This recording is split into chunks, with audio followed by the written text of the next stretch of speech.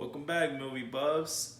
Today, I'm going to cover assignment number 2, laws of exponent and product rule, which will include negatives. So, let's review on what we learned in the last video. So, of course, first thing that you need to remember when multiplying,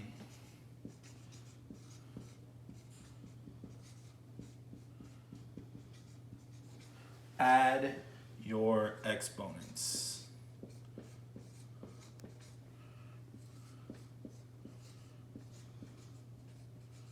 That's the crucial one for today. When multiplying, add your exponents. Second thing you need to remember, anything that is to the 0 power will always equal 1. That is the important one. Now, today's lesson.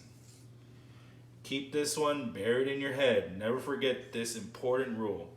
You can never have negative exponents. Never. And when I mean never, it means never. So, go ahead and look at this carefully.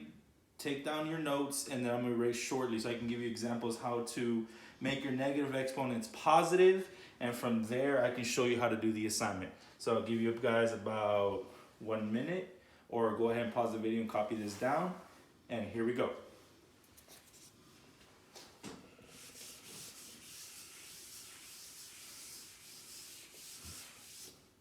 So, rule 3, you can never have negative exponents. Let's say that we have this as a problem. This says x raised to the negative 1 power. Notice it's on the numerator side, right? It's not being divided or anything as a denominator. So what you have to do to convert it, like I said, it's positive on the top. You have to send it to the bottom and complete. Now you're gonna say, Mister, you forgot to put the 1. That's all right. You can include it if you want. Same difference. Now let's do another one. Let's say we have x raised to the second, y raised to the third, and z to the negative 4. X squared positive, you leave it alone. Y positive to the third, right? The 3 is positive, so keep it there. The z, notice it has negative 4. You can never have a negative exponent. So what you're gonna do is leave the 2 on top because they're positive, right? You can't mess with them. And of course we know if it's negative at the top, send it to the bottom. So z power 4. Complete. Now, notice how I just kept it as all of them as a numerator. Let's have one at the denominator.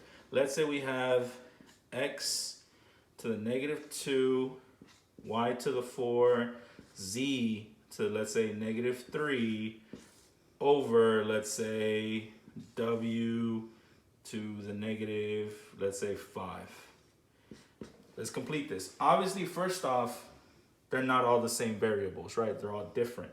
So the x, it's a negative. So I'm gonna write out my line and I'm gonna put it at the bottom. X squared, because it was a negative, made it into a positive. The y to the 4th is already positive, so you leave it as a positive. The z is a negative and it's negative on the top, so I'm gonna send it to the bottom. Z to the 3rd. Last but not least, that w. The w is negative and it's negative at the bottom, so to make it positive, you have to send it to the top. So it's gonna be w to the 5th. And now, you're complete. This is the foundation work that you're gonna need to understand today's problems. So go ahead and pause the video again, copy down these notes, and now I'm gonna begin with example problems gonna help you complete assignment number 2.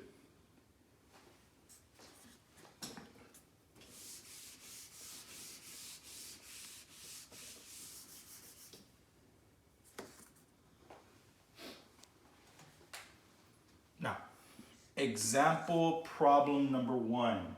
Say we have 4m to the 3rd and to the 2nd times negative 2n. Now, here we go. Always begin with multiplying, right? We're going to multiply our coefficients. So I'm going to have 4 times negative 2. 4 times negative 2 is going to give us negative 8. So we have our coefficient. Everything's perfect. Now, since we're multiplying, let's add the exponents. M to the third. Do we have an m on the right side? No, we do not. So I'm going to just put m to the third because there's nothing else. Combined like terms, right? There's nothing else. Now the n's. You have n squared plus just n. Notice there's no exponent on the top, but of course, since there's nothing there, you can't say 0 because they will have to physically write it. We're just going to put a 1. So 2 plus 1 is going to give us n to the third. So n to the third. And that is our answer. Now, a question you might have, Mister, you have a negative right there. That is true, but remember, you cannot have negative exponents. Coefficients, they can be either positive or negative. That does not matter. Okay. Example problem number 2.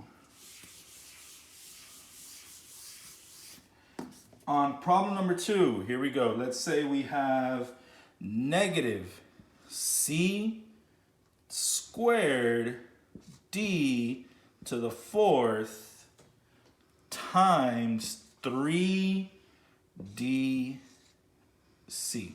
Now, on this one, the first thing you're going to say, Mister, only one of them has a coefficient. Now, here's the thing. Notice that negative. That negative doesn't make the exponent negative. It just makes the variable negative. So since there's a negative right here, I'm going to assume it means negative 1. CD, let me put my exponents, times 3dc. So our leading coefficients are negative 1 times 3, which will give us negative 3. And since once again, we are multiplying, let's add our exponents. So let's start off with c. We have a c squared. Do I have a c on the right side? Yes, I do. There's nothing written on top, so we know that means 1. So c squared plus c to the power of 1, right? We add them. This will give us c to the third. So over here, I'm going to write negative 3, c to the third. Last but not least, the variable of d. I have d raised to the 4th, d raised to the power of 1. So d to the 4th plus d to the power of 1. We add them, that's going to give us d to the power of 5. So over here, I'm going to write d to the power of 5. Once again, it does not matter if our coefficient is positive or negative. All right, we got 3 more examples to cover, and after that, this should be enough information to help you guys out complete assignment number 2.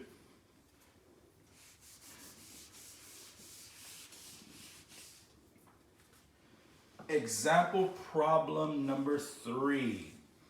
Let's say we have negative 5b raised to the 0 power times negative 1 a to the 5th and b to the negative 2. Now here we go.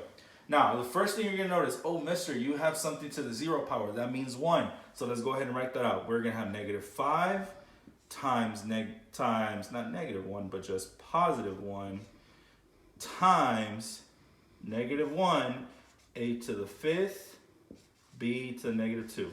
Now let's go ahead and combine like terms and let's simplify our expression. So negative 5 times 1 is, let me see, times 1 times negative 1 because that's the other coefficient. So negative 5 times 1 is negative 5.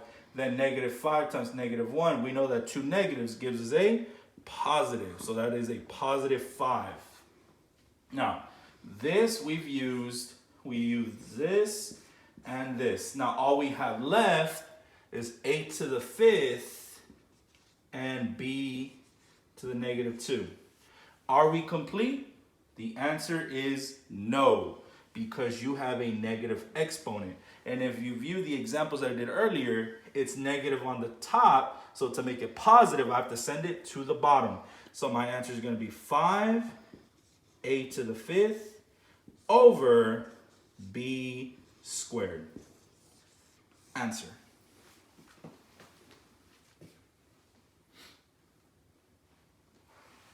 All right, let's do a couple more.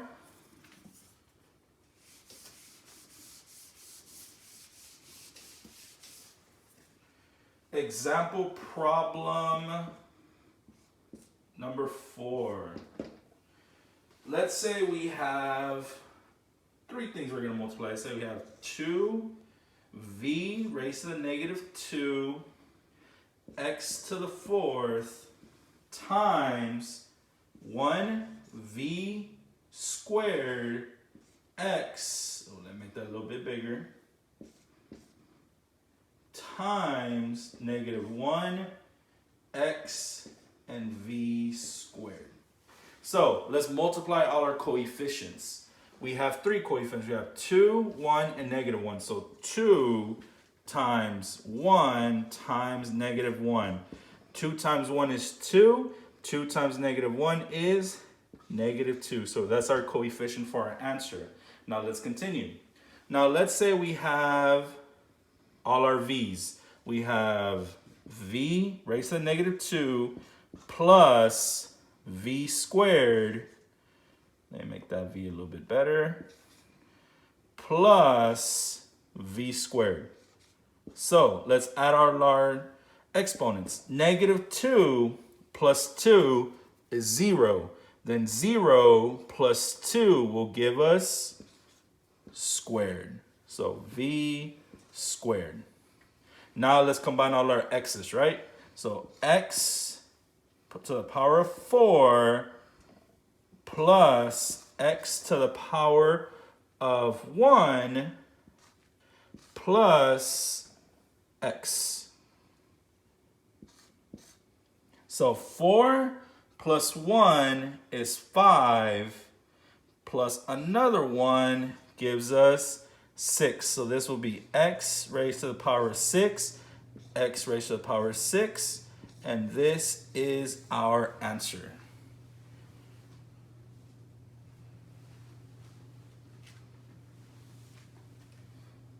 And last example.